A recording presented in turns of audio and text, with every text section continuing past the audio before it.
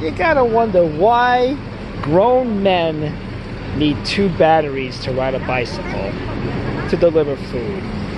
3 batteries to deliver food.